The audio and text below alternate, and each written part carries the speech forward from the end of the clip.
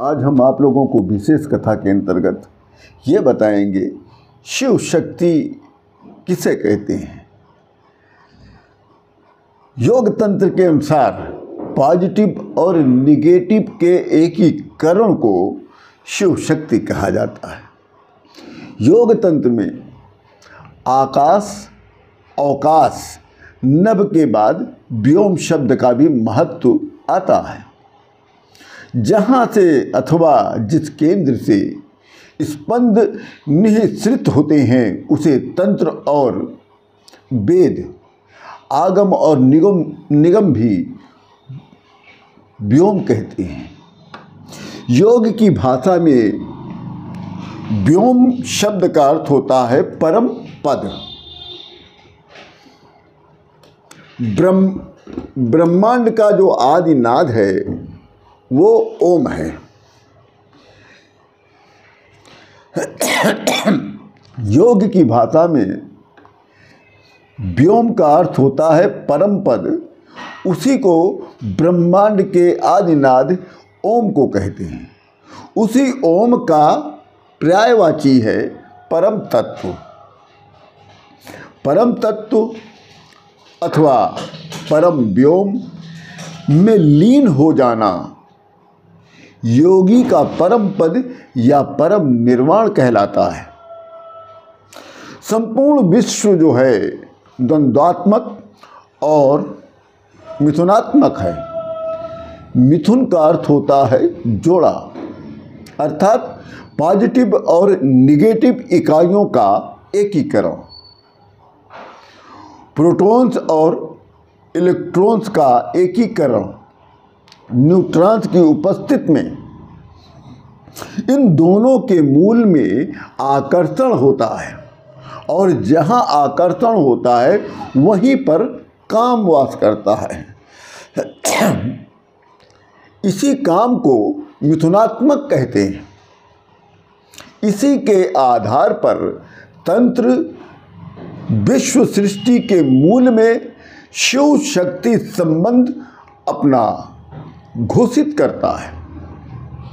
इसको समझ लीजिए। इसी काम के आधार पर तंत्र विश्व सृष्टि के मूल में शिव शक्ति अपना संबंध घोषित करता है। शिव शक्ति अर्थात समायोगाद जायते सृष्टि कल्पना, अर्थात शिव तत्व, पुरुष तत्व, शक्ति तत्व, स्त्री तत्व के संसर्ग में से ही सृष्टि की कल्पना की जाती है। पुरुष तत्व जो है विकर्षणात्मक है और स्त्री तत्व जो होता है आकर्षणात्मक होता है। और इसी आकर्षण और विकर्षण के द्वंद्व समागम या मैथुन से जिस शक्ति का जन्म होता है उस शक्ति को काम शक्ति कहते हैं। काम शक्ति को ही आदि शक्ति कहते हैं और आदि शक्ति का जो विकास होता है वो मैथुन विषयक है, अर्थात रति या आनंद के लिए होता है। यही विश्व वासना है और विश्व वासना की जो मूर्ति है वो स्त्री होती है। तंत्र जिसे आदि शक्ति कहता है, महाशक्ति कहता है, परम शक्ति या परमेश्वरी कहता है, वह एकमात्र काम शक्ति है। वो स्त्री तत्व और पुरुष तत्व के संसर्ग में ही परिणित होता है। काम जो है संसार के सभी प्रकार की वासनाओं में मूल में वास करता है। इसी से काम को आदिदेव और कामदेव की संज्ञा प्राप्त होती है।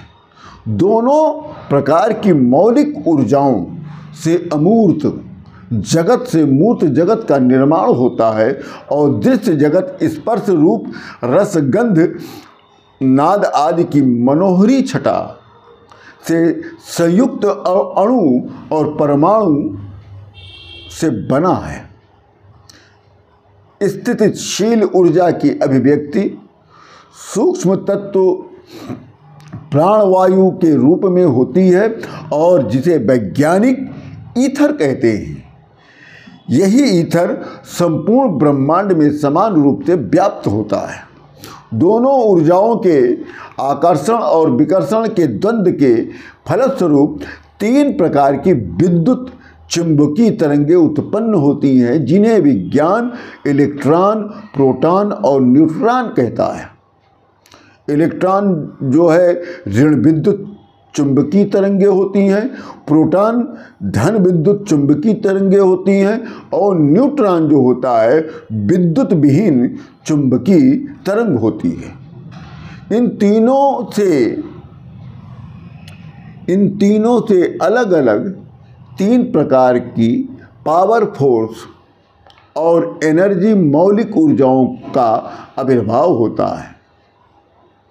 तंत्र की सगुण उपासना भूमि में ये तीनों शक्तियां ही महासरस्वती, महाकाली और महालक्ष्मी के रूप में प्रतिष्ठित होती हैं।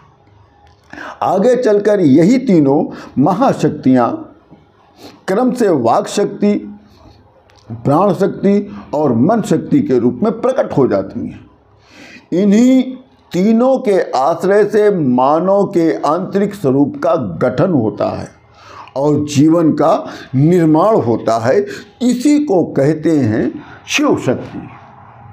पॉजिटिव और नेगेटिव का जब एकीकरण होता है वो शिव शक्ति कहलाता है। ये शिव जी की शिव शक्ति की व्याख्या कह लीजिए या तो ये शिव विज्ञान कह लीजिए। इसी के साथ आप सभी लोगों को राम राम।